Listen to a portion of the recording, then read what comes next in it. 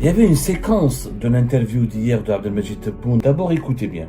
شكون نخسر لما نساند الصحراء الغربية. الصحراء الغربية راه فيه اليوم نص الاتحاد الافريقي ما اعترف بها. تعلمنا نواجهوا ونواجه ونزيد نواجه. المبادئ تاعنا هي المبادئ. C'est une séquence donc très intéressante où Abdelmajid Tebboune, le journaliste d'Al-Nahar Mohamed Osmani, qui a été, à mon avis, le journaliste le plus intéressant. Mohamed Osmani d'Al-Nahar TV a dit, Monsieur le Président, voilà, est-ce que c'est pragmatique de continuer à soutenir une cause comme le Sahara occidental? Voilà ce qu'il a dit Abdelmajid Tebboune. L'Algérie n'acceptera jamais que des injustices puissent se produire sous ses yeux. Très bien, Monsieur le Président. Bravo. Le paradoxe, c'est quoi le paradoxe?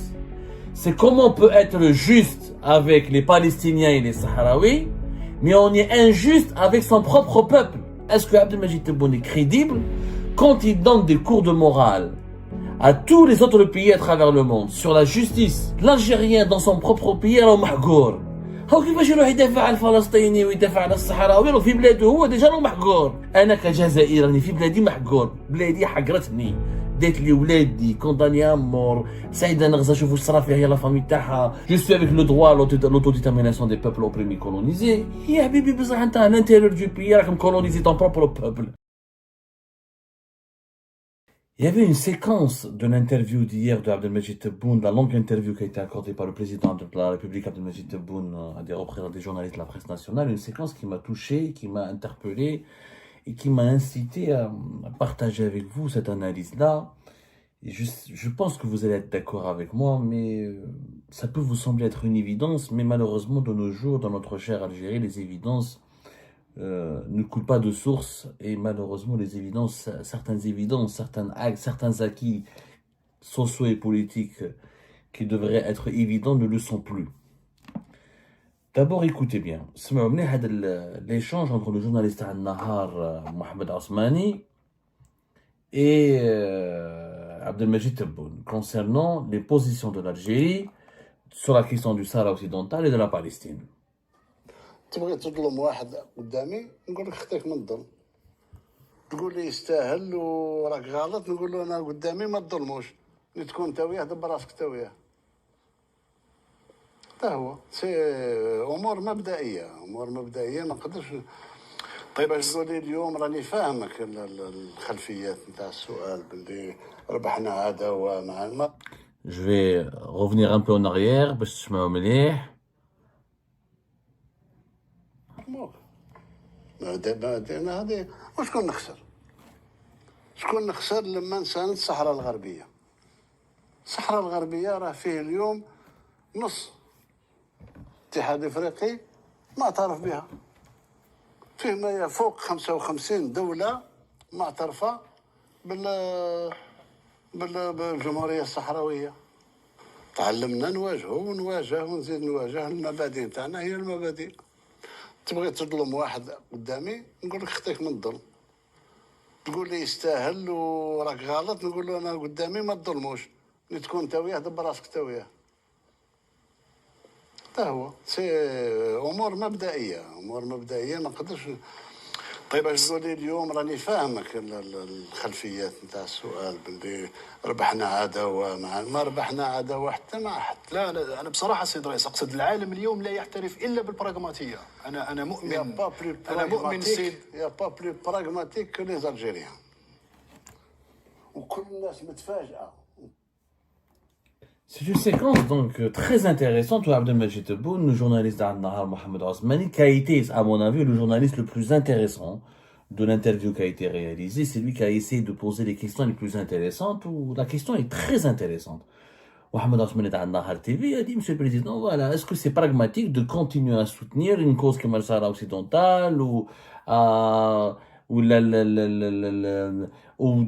risque de provoquer des disputes et des problèmes avec des partenaires importants comme le pays, comme c'était l'Espagne en 2022-2024, comme la France actuellement, comme les Émirats en ce moment depuis 2022 pratiquement. La question est très intéressante, même si elle n'a pas été bien formulée, courageusement formulée. Mais déjà, Mohamed Osmani, je pense qu'il a eu très peur. Chef Abdelmajid Tebboune était ici, a commencé un peu énervé. On m'a dit, il a essayé de se rattraper. On m'a dit, non, je ne suis pas énervé contre toi. J'adresse un message à celles et ceux qui formulent cette idée que l'Algérie est perdante lorsqu'elle soutient le Sahara occidental, ou lorsqu'elle soutient avec beaucoup d'acharnement la Palestine. Et bien sûr, Abdelmajid Tebboune nous a fait un grand discours sur la justice. Ce qui est plus intéressant, l'injustice, sur le dhulm. L'Algérie ne supporte pas l'injustice. L'Algérie ne supporte pas l'injustice, elle ne tolère pas l'injustice, et elle est guidée par des principes de justice, et c'est en nom de ces principes de justice qu'elle soutiendra tous les peuples oppressés, tous les peuples opprimés, quitte à se retrouver toute seule à défendre ses principes sur la scène internationale. Voilà ce qu'il a dit à Abdelmajid Tebboune. L'Algérie n'acceptera jamais que des injustices puissent se produire sous ses yeux. Très bien, Monsieur le Président. Bravo. Je n'ai rien à dire, j'adhère. La noblesse des positions algériennes sur pas mal de dossiers internationaux, moi, elle me touche et elle fait notre fierté en tant qu'Algérienne et Algérien. Même si je ne suis pas du tout d'accord pour mettre sur le même pied d'égalité la question du Sahara occidental avec la question de la Palestine. Je ne suis pas du tout d'accord. Pour moi, ce sont deux questions totalement différentes. Pour moi, la question du Sahara occidental n'a ni la gravité, ni la complexité, ni la tragédie, ni l'inhumanité de la colonisation ou de la problématique du peuple palestinien privé de son pays, de sa terre. Ça n'a rien à voir. Et on pourra faire un débat là-dessus, sur le Sahara occidental. Je sais que malheureusement on ne peut pas faire ce débat là-dessus en Algérie parce qu'on l'a érigé en une cause sacrée et pour moi c'est une erreur. Ne promenez pas là. Passons. Gouloubli, ok.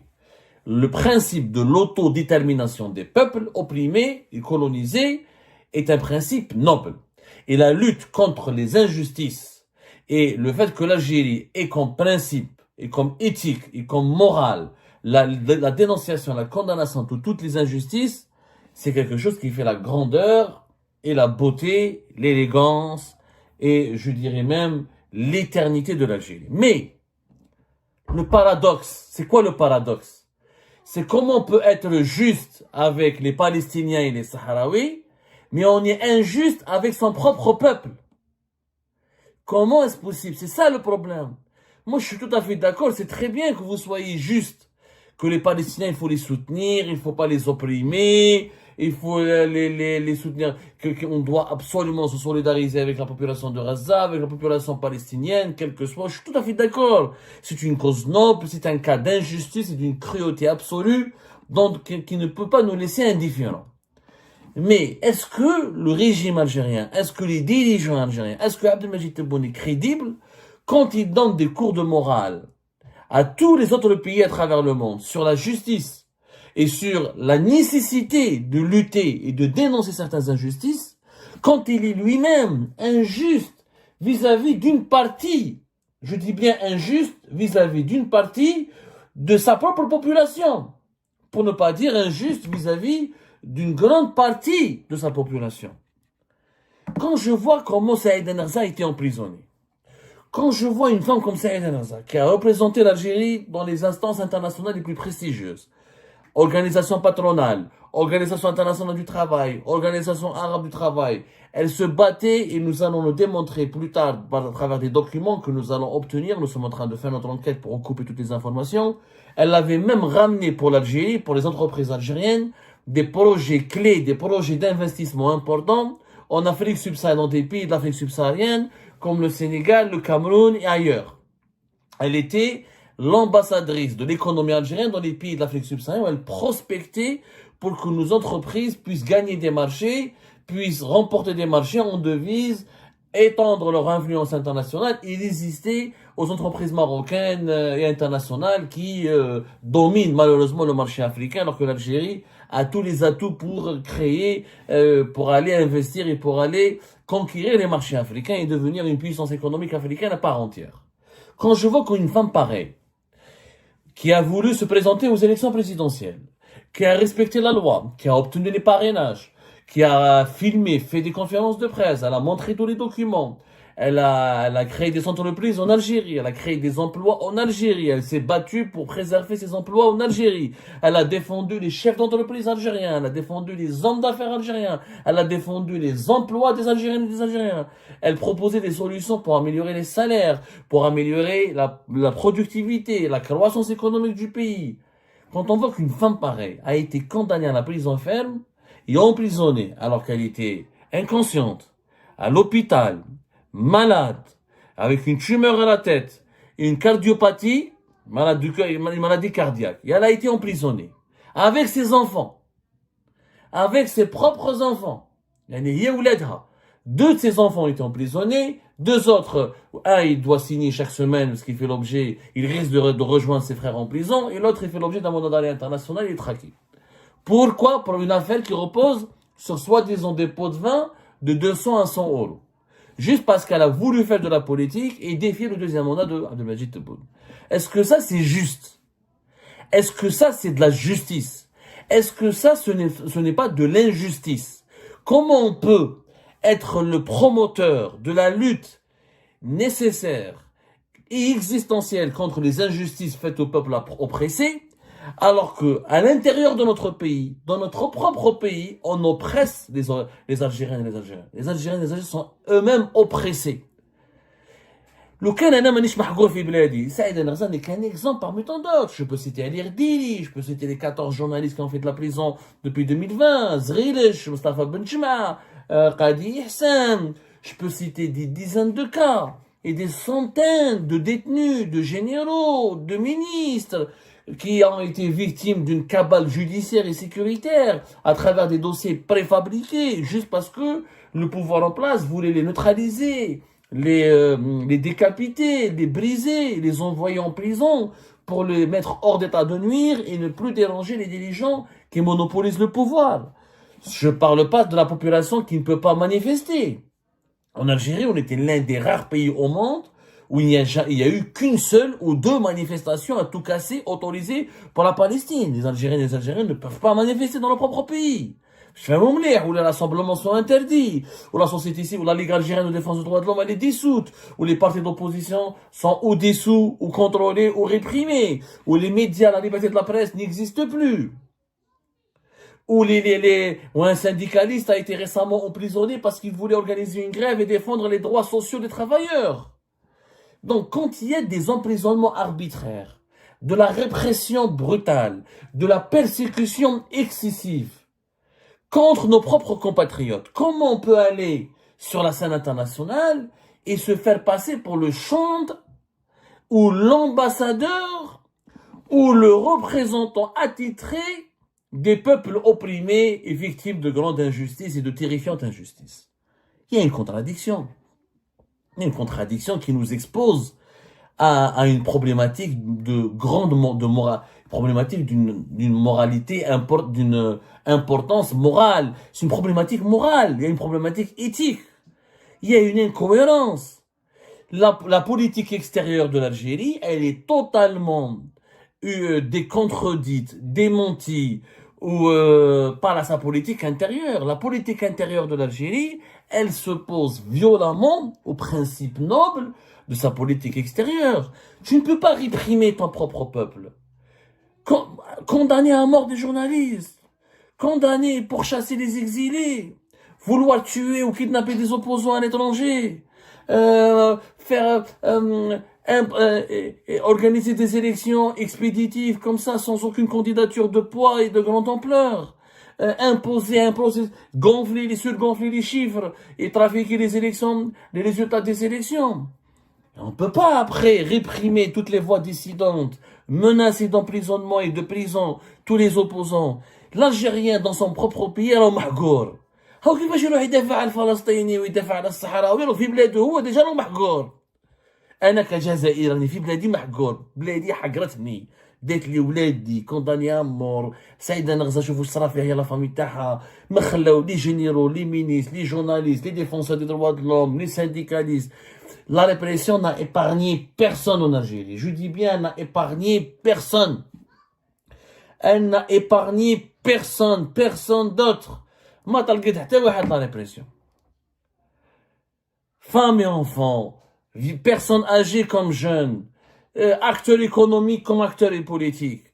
Donc comment aujourd'hui on peut être crédible et on peut avoir de l'influence, même pas de l'influence, juste de la crédibilité. Comment on peut nous prendre au sérieux quand l'État algérien sur la scène internationale, moi je suis avec le droit à la justice internationale, le droit international, je suis avec les libertés des peuples opprimés, je suis avec le droit à l'autodétermination des peuples opprimés colonisés.